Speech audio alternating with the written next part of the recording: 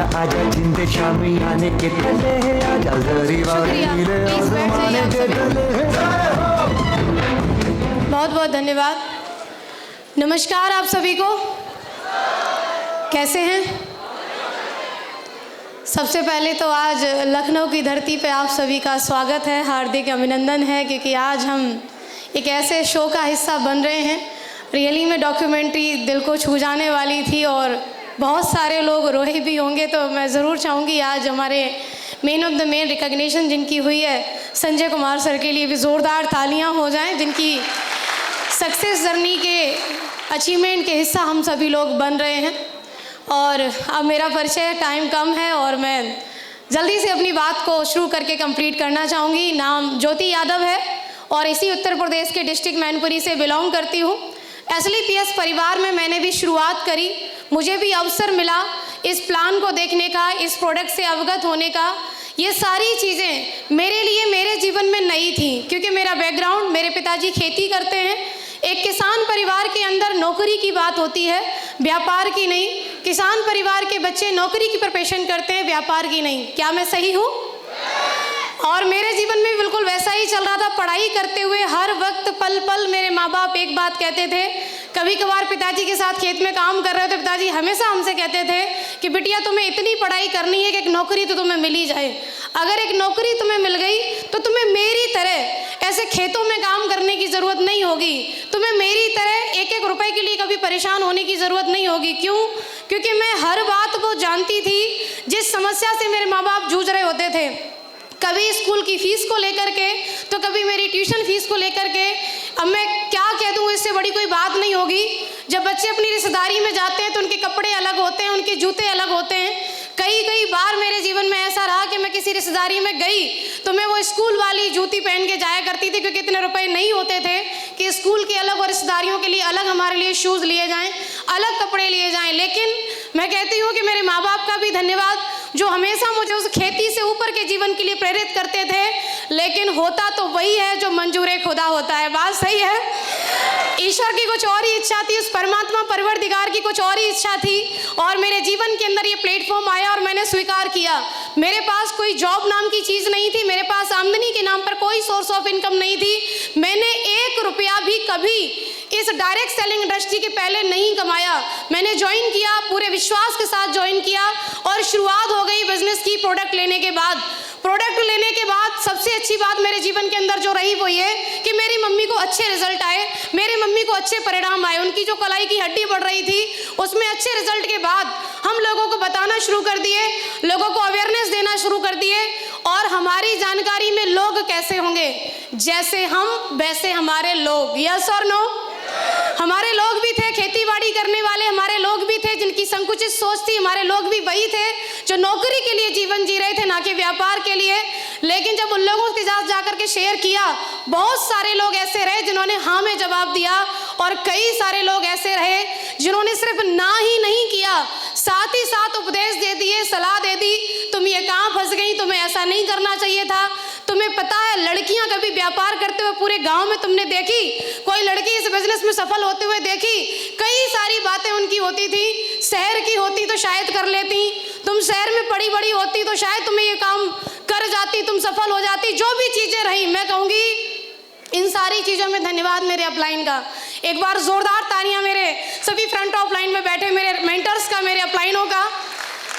एक शख्सियत, एक वो व्यक्ति, आपके जीवन के अंदर आप बाहर जाकर के कुछ भी कराओ, लेकिन जब आप दुखी होते हो, जब आप परेशान होते हो, तो आप उस व्यक्ति को ढूंढते हो जो व्यक्ति आपकी बात सुने। मैंने ढूंढा और मैंने एक चुनाव किया मेरे अपलाइन का, मेरे मेंटर का।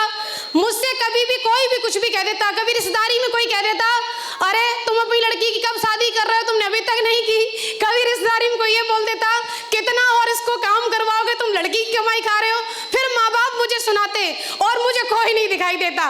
मुझे कॉल दिखाई देती, मैं कॉल करती, माँ गुरुजी अब तो मेरे से ऐसे कह दिया, अब मैं किसी की नहीं सुनूंगी।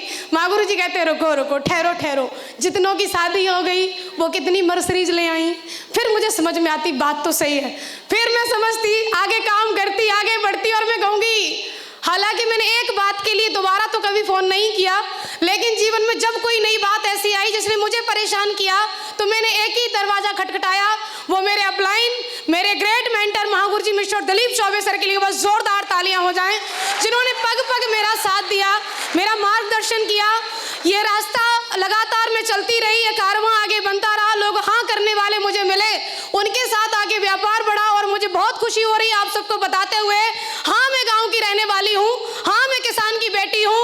तो क्या हुआ, मैंने शुरुआत किया गांव से बिजनेस का, जीरो की टीम बनी, जीरो से लेकर के आज हजारों लोगों का नेटवर्क, एक रैंक से लेकर के 10वें रैंक की प्राप्ति, डायमंड रैंक मेरी आईडी पे क्वालिफाइड हुआ।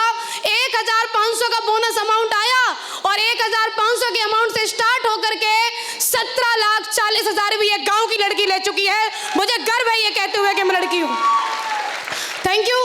पैदल से जाया करती थी व्यापार के लिए, मैं पैदल से किसी को समझाने जाती थी, लोग मुझे समझाते थे तुम्हारी कंपनी इतना नहीं कर सकती कि स्कूटी दे दे। बेचारी, जब वो पीछे से ऐसे कहते हैं ना बेचारी, इसको देख के तो ऐसे लगता था कि जब मैं अपने भाई की शर्ट पहन के दिन के 10 बजे जब आके गेहूं काट रही हूँ तब मैं बेचारी नहीं हूँ, जब मैं बोझा ला रही हूँ खेत से तब मैं बेचारी नहीं हूँ, दराती खुरपी मेरे हाथ में है तब मैं बेचारी नहीं हूँ, एक अच्छा सा पेन पकड़ के मैं 100 करोड़ का फोल्डर लेके इसे प्लान कर रही हूँ, मैं बेचारी हूँ। अब मैं बेचारी कैसे हो सकती हूँ? मन में तो आता था कि एक दिन तो तुम्हें जवाब देंगे, क्योंकि मेरे से मेरे को ललकारने वाला व्यक्ति ज्यादातर उम्र में बड़ा होता, और कहते हैं कि बड़ी उम्र के लोगों के मुंह नहीं लगते। यस और नो? मुंह नहीं लगते। मेरे अपलाइन ने बोला कि आप जवाब मत देना, आपकी कामयाबी बोलेगी, और कामयाबी ने जवाब दिया। मैंने स्कूटी परचेज की, स्कूटी से गांव से निकलती तो गांव वाले ने बोला ऐसा कौन सा काम करती है, सुबह को जाती है रात को आती है। तो मैंने 2022 में घर ही छोड़ दिया, हटाओ गांव ही नहीं जाएंगे वापस। स्कूटी से निकली थी मैं मेरे गांव से 2022 में। 2022 की ही मैंने 20 जून को 14 लाख की किया सोनेट परचेज की। घर गई तो मैं कार लेके गई। अब गांव वालों ने बोला लगता तो है कंपनी बढ़िया है, कुछ तो ठीक कर रही है, घर नहीं आती लेकिन कार लेके आई है, चलो तुम्हारी बिटिया ने अच्छा किया। कुछ लोगों ने बोला एक ही तो ले आई हो, कौन सी बड़ी बात है, फोटो में तो दिखाते हो बड़ी बड़ी कारों की, खुद ले आई 14 लाख की। तो मैंने कहा समय तो आएगा, और समय आया। इसी साल की 16 जनवरी को इसी असली पीएस वेलनेस की वजह से, मेरे मेंटर्स की वजह से, अच्छे प्रोडक्ट की रिजल्ट की वजह से, ये गांव की रहने वाली लड़की 60 लाख रुपए की ऑडी A4 भी इसी लखनऊ से परचेज करी मैंने, वो लेके मैं अपने गांव गई। और वही, थैंक यू, वही गांव वाले, गाड़ी तो लंबी है, कितने की होगी, किस्तों पे आ सकती है, किस्तों पे अगर आ सकती तो इसको लोन किसने दिया होगा। मैंने सोच लिया कि तुम बोलते रहोगे और मेरा काम है करना, मैं करती रहूंगी। आज डायमंड रैंक है, आज स्टेज के माध्यम से महागुरुजी मिस्टर महिपाल सर को मैं एक कमिटमेंट करना चाहती हूँ, क्योंकि गुरुजी का नाम MLN किंग भी है, तो मेरा एक कमिटमेंट पक्का वाला ये है, गुरुजी आज मैं यहाँ पर आई हूँ, डायमंड बन के आई हूँ, और बहुत जल्द आपकी टीम के अंदर मुझे करोड़पति बन के आना है। मैं आपसे मिलूंगी ब्लू डायमंड बन के, और मेरा कमिटमेंट इस बात का है, महागुरुजी मिस्टर दिलीप चौबे सर की टीम में मैं पहली लड़की डायमंड बनी और पहली करोड़पति बन के बहुत जल्दी आप सबके बीच में आऊंगी। Thank you so much.